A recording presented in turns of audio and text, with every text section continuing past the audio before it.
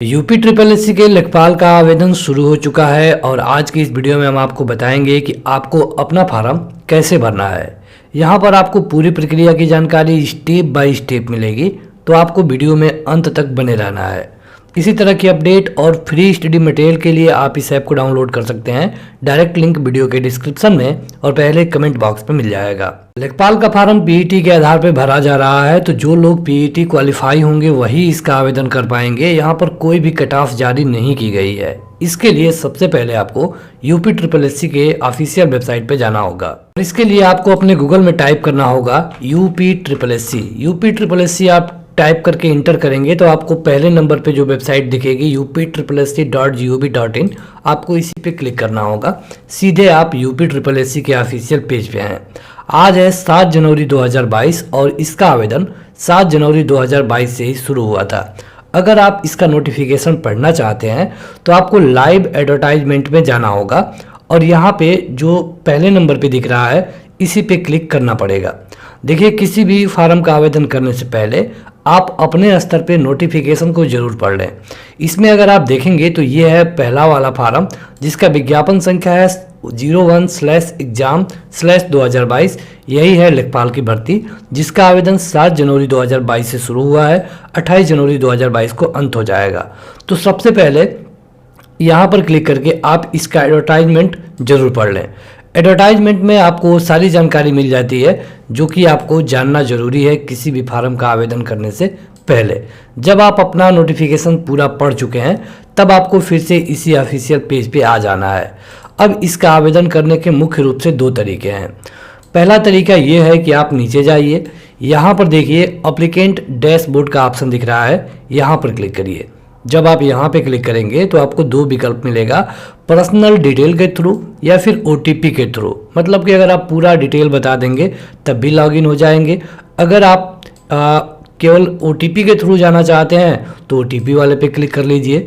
जब आप ओटीपी वाले पे क्लिक करेंगे तो आपके रजिस्टर्ड मोबाइल नंबर पे एक ओटीपी भेजी जाएगी, जो कि यहाँ पे इंटर करना जरूरी होगा। तो अगर आपके कंडीशन में ओटीपी नहीं आ रही है तो आप पर्सनल डिटेल वाले से जाइए। उसमें आपको अपने पीईटी का रजिस्ट्रेशन नंबर डालना है, डेट ऑफ बर्थ, जेंडर, क्या आप उत्तर प्रदेश से हैं और अपनी कैटेगरी बताइए। और यहाँ पे इस कैप्चा कोड को यहाँ पर इंटर करना है और क्लिक हियर टू प्रोसीड कर देना है। अगर आप ओटीपी के थ्रू लॉगिन करना चाहते हैं तो ओटीपी वाले पे क्लिक करिए। यहाँ पर अपना पीईटी का रजिस्ट्रेशन नंबर डालिए, फिर यहाँ पे गेट ओटीपी पे क्लिक करिए। एक ओटीपी आएगी आपके मोबाइल नंबर पे, उसको यहाँ पर इंटर करिए। इस कैप्चा कोड को यहाँ पर इंटर करिए और क्लिक हियर टू प्रोसीड पे करिए। अब आप में से कई सारे लोग होंगे जिनके पास पीईटी का रजिस्ट्रेशन नंबर ही नहीं होगा, तो उनको कुछ नहीं करना है, सीधे इसके ऑफिशियल वेबसाइट पे जाना है और यहाँ पर कैंडिडेट हेल्प वाले में जाना होगा। नो योर रजिस्ट्रेशन नंबर पे क्लिक करना है। अगर आपको भी फार्म भरने में इस तरह की कोई भी दिक्कत आती है तो आप हमें कमेंट करके बता सकते हैं, हम आपकी पूरी सहायता करेंगे। नो योर रजिस्ट्रेशन नंबर वाले में अगर आप जाएंगे तो वहाँ पर आपको पूरा नाम, अपने पिता या फिर पति का नाम, डेट ऑफ बर्थ और ये कैप्चा कोड बताना होगा। ये आपको सेम उसी तरह भरना है जैसे कि आपने पीईटी में भरा था। जब आप यहाँ पे सर्च करेंगे तब आपका जो पीईटी वाला रजिस्ट्रेशन नंबर है वो आपके मोबाइल पे आ जाएगा या फिर स्क्रीन पर भी दिखने लगेगा। एक विकल्प ये भी है कि आप अपना ईमेल खोलिए और वहाँ जा कर के यूपी ट्रिपल एससी का मैसेज सर्च कर लीजिए। हम मान लेते हैं कि आपको आपका रजिस्ट्रेशन नंबर मिल चुका है और इसका आवेदन हम करेंगे ओटीपी के थ्रू। अब यहाँ पे रजिस्ट्रेशन नंबर डालना है, ओटीपी, गेट ओटीपी के लिए करेंगे तो ओटीपी आएगी, ओटीपी और ये कैप्चा कोड यहाँ डाल करके क्लिक हियर टू प्रोसीड करेंगे। अब इस तरह से आपका डैशबोर्ड खुल जाएगा। उससे आपको ये पता चल जाएगा कि आप पीईटी में एक वैलिड स्कोर कार्ड रखते हैं या फिर नहीं। अब आपको आ जाना है यूपी ट्रिपल एससी वेबसाइट के ऑफिशियल होम पेज पे। यहाँ पे देखना होगा एडवर्टाइज वाले में क्लिक करना है। जब आपके सामने इसका एडवर्टाइजमेंट वाला सेक्शन आ जाएगा तो उसे पढ़ने के बाद सीधे अप्लाई वाले पे क्लिक करना होगा। जब आप अप्लाई वाले पे क्लिक करेंगे तो इस तरह आपको दिखेगा, board of revenue Uttar Pradesh Lucknow लेखपाल की भर्ती है। नंबर ऑफ पोस्ट देखना चाहते हैं तो यहाँ जा सकते हैं। 18 से 40 वर्ष इसकी उम्र सीमा है। यहाँ पे अगर आप क्वालिफिकेशन देखना चाहते हैं तो क्लिक कर सकते हैं। क्वालिफिकेशन में केवल और केवल इंटरमीडिएट पास होना चाहिए यूपी बोर्ड या फिर भारत सरकार के किसी भी बोर्ड के द्वारा। अगर आपने सेना में 2 साल की सेवा दी है या फिर एनसीसी का बी सर्टिफिकेट रखते हैं तो आपको कुछ वरीयता दी जाएगी, लेकिन ये ज़रूरी नहीं है। अब आपको यहाँ पे कैंडिडेट रजिस्ट्रेशन वाले पे क्लिक करना होगा। अब आप देखिए आपके सामने कुछ इस तरह का पेज होगा। यहाँ पे लिखा गया है कि कृपया ध्यान दें, आवेदन प्रक्रिया पूर्ण करने के लिए निम्नलिखित विवरण आपके पास होना चाहिए।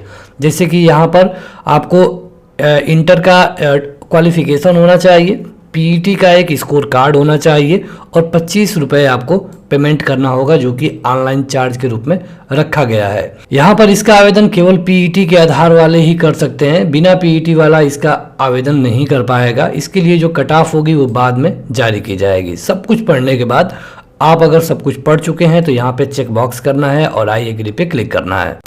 अब आप देखेंगे कि फिर से आपके सामने वही वाला पेज है जहां पर आपको अपना रजिस्ट्रेशन नंबर, पर्सनल डिटेल डाल करके सीधे लॉगिन करना होगा। आप अगर डैशबोर्ड ओपन किए होंगे तो ऊपर आपको आपका सारा पर्सनल डिटेल दिख रहा होगा। तो डैशबोर्ड ओपन करने से केवल इतना ही फायदा है। यहाँ पे देखिए हम सारा डिटेल भर लेते हैं और उसके बाद क्लिक हियर टू प्रोसीड करेंगे। जब आप क्लिक हियर टू प्रोसीड करेंगे तो आप देखेंगे कि आपके सामने कुछ इस तरह का सेक्शन दिख रहा है। ऊपर आपका पूरा डिटेल है जो कि प्राइवेसी के चलते आपको ब्लर करके दिखाया जा रहा है, जिसमें आपका नाम, पिता का नाम, माता का नाम, क्या आप यूपी से हैं, आपको कैटेगरी कौन सी है, आपका जिला कौन सा है, आपका मोबाइल नंबर कौन सा है, आपका ईमेल आईडी कौन सा है, ये सब कुछ यहाँ पे भरा गया है। अगर आपने पीईटी में हाई स्कूल और इंटरमीडिएट वाले को भरा होगा तो यहाँ पर हाई स्कूल और इंटरमीडिएट का डिटेल ऑटोमेटिक फिल हो रहा है। अगर आप चाहते हैं तो इंटरमीडिएट वाले को चेंज कर सकते हैं, लेकिन हाई स्कूल को चेंज नहीं कर पाएंगे। अगर आपको चेंज नहीं करना है तो आपको सीधे नीचे जाना होगा। यहाँ पर पूछा गया है कि क्या आप उत्तर प्रदेश या फिर इस तरह के किसी भी बोर्ड से 12वीं पास हैं, तो आपको सीधे यस करना होगा और यहाँ पे अपने बोर्ड का नाम लिखना है। आप कब पास हुए हैं ये यहाँ बताना होगा। यहाँ पर रोल नंबर या फिर सर्टिफिकेट नंबर बताना होगा। आपका वो सर्टिफिकेट कब का इशू हुआ है ये आपको यहाँ बताना है और यहाँ पर बताना है कि क्या वहाँ पे परसेंटेज सिस्टम था या ग्रेड सिस्टम था। तो अगर परसेंटेज सिस्टम था तो परसेंटेज वाले पे क्लिक करिए। जब आप परसेंटेज वाले पे क्लिक करेंगे तब आपको एक नया खाना मिलेगा, कितने में कितना नंबर आपको मिला है ये बताना है। ये सब कुछ करने के बाद सीधे आपको ये कैप्चा कोड यहाँ पे भर करके सबमिट कर देना होगा। उसके बाद जो रजिस्ट्रेशन वाला काम है ये पूरा हो जाएगा और आप देखेंगे कि आपको अगले पेज पे फोटो और सिग्नेचर के लिए भेजा जाएगा। जब आप अगले पेज पर यानी कि यहाँ पे क्लिक हियर टू प्रोसीड करेंगे तब आप फोटो और सिग्नेचर वाले पे भेज दिए जाएंगे। अब फोटो और सिग्नेचर वाले में आपको कुछ चेंज करने का मौका नहीं मिलेगा, क्योंकि आयोग ने साफ साफ कहा है कि यहाँ पर वही फोटो और सिग्नेचर दिखाया जाएगा जो कि आपने पीईटी में भरा था। जब आप फोटो और सिग्नेचर वाले पेज पे होंगे तो रजिस्ट्रेशन नंबर दिखेगा, कैंडिडेट का नाम, पिता और माता का नाम, डेट ऑफ बर्थ, जेंडर और फोटो और सिग्नेचर। इसके बाद सीधे आपको यहाँ से कंटिन्यू करना होगा। जब आप कंटिन्यू करेंगे तो अदर डिटेल वाले पे चले जाएंगे। तो जब आप अदर डिटेल वाले पेज पे जाएंगे तो यहाँ पर आपको एक डॉक्यूमेंट के लिए अपलोड करने को कहा जाएगा, जैसे कि एज प्रूफ। एज प्रूफ में आप चाहें तो अपने 10वीं की मार्कशीट को अपलोड कर सकते हैं, सनद को, या फिर आधार कार्ड को भी। लेकिन यहाँ पर अगर आपके फार्म भरते समय यहाँ पर वैकल्पिक लिख करके आ रहा है तो इसका मतलब ये है कि आप चाहें तो इसे नहीं भी भर सकते हैं, कहीं पर कोई दिक्कत नहीं होगी। अगर अनिवार्य है तब आपको अपलोड करना होगा, वैकल्पिक है तब आपको अपलोड नहीं करना है। यहाँ पर रेजिडेंस प्रूफ में आप अपना निवास प्रमाण पत्र दे सकते हैं। निवास प्रमाण पत्र को यहाँ पर आप लिख सकते हैं कि तहसील के द्वारा जारी किया गया है, जब कब जारी किया गया है उसका डेट आपको यहाँ भरना पड़ेगा, उसका सर्टिफिकेट नंबर मतलब प्रमाण पत्र संख्या यहाँ भरना है और सीधे अपडेट वाले पे क्लिक कर देना है। अगर आप एज प्रूफ में कोई सर्टिफिकेट देना चाहते हैं जैसे कि आधार कार्ड, तो यहाँ पे भारत सरकार लिख सकते हैं, कब इशू हुआ है लगभग का कोई डेट दे सकते हैं, आधार नंबर दे सकते हैं और अपडेट वाले पे क्लिक कर देंगे।